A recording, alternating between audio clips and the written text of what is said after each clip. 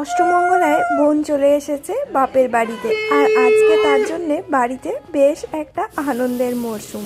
এইদিকে পিসি মাটন রান্না করছে, যার জন্যে মশলা আর আলু ভালোভাবে প্রথমে কষানো হচ্ছে। আর আমি যাই ওদেরকে কোল্ড ড্রিঙ্কস দিতে। এখন এই 12:30 মতো বেজে গিয়েছে, একটু পরেই দুপুরের খাওয়ার সময় হয়ে যাবে, যার জন্যে দিদা এইদিকে সমস্ত কিছু গুছিয়ে নতুন জামাইকে খেতে দিচ্ছে।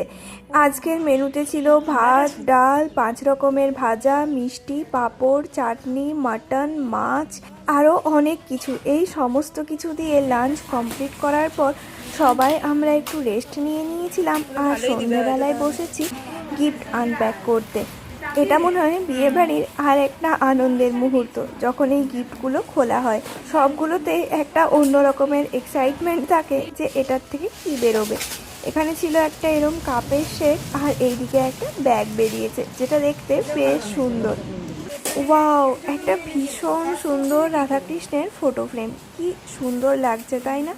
এইদিকে মেরি একটা এত বড় গিফট নিয়ে খোলার চেষ্টা করছে। এক এক করে আমাদের কিন্তু অনেক গিফট খোলা হয়ে গেল।